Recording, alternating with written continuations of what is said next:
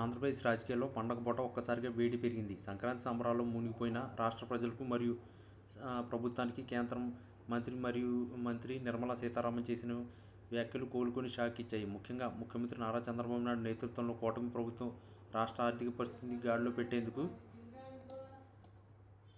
ప్రయత్నిస్తున్న తరుణంలో కేంద్రం నుంచి వచ్చిన ఈ ప్రకటన ఒక రకమైన పిడుగులాగా మారింది. ఆంధ్రప్రదేశ్ రాష్ట్రం తీసుకున్న 13,000 కోట్ల రూపాయల అప్పుల విషయంలో కేంద్రం ఆర్థిక శాఖ తీవ్రమైన అభ్యంతరాలను వ్యక్తం చేయడమే కాకుండా ఆ నిధుల వినియోగంపై స్పష్టత కోరడం ఇప్పుడు తెలుగు రాష్ట్రాల్లో పెను సంచలనంగా మారింది. సాధారణంగా పండుగ సమయంలో కేంద్రం నుంచి సానుకూల వార్తలు ఆశించి రాష్ట్ర ప్రభుత్వానికి ఈసారి గడ్డు పరిస్థితి ఎదురైంది. రాష్ట్ర విభజన తర్వాత ఆంధ్రప్రదేశ్ ఆర్థికంగా అనేక సవాళ్లను ఎదుర్కొంటుంది. అయితే గత కొద్ది కాలంగా పెరిగిపోతున్న అప్పుల భారం రాష్ట్ర భవిష్యత్తును ప్రశ్నార్థకం చేసింది.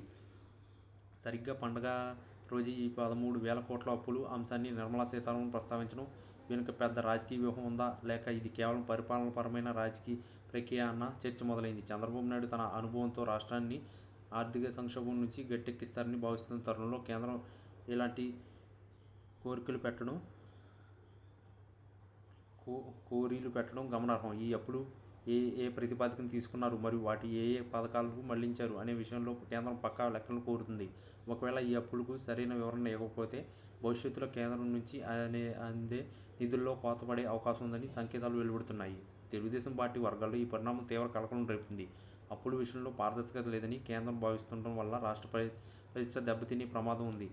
ఇప్పటికే రాష్ట్రం భారీ లోటు బడ్జెట్లో నడుస్తుంది. ఇలాంటి సమయంలో 13,000 కోట్ల రూపాయల అప్పులపై కేంద్రం నిలదీయడం అంటే అది ప్రభుత్వానికి పెద్ద సవాలే. చంద్రబాబు నాయుడు ఢిల్లీ పర్యటన ద్వారా కేంద్రంతో సఖ్యత ఉంటూ నిధులు రాబట్టడాన్ని చూస్తుంటే ఆర్థిక మంత్రి నుంచి వచ్చిన ఈ ప్రకటన ఆయనను మింగుడు పడటం లేదు.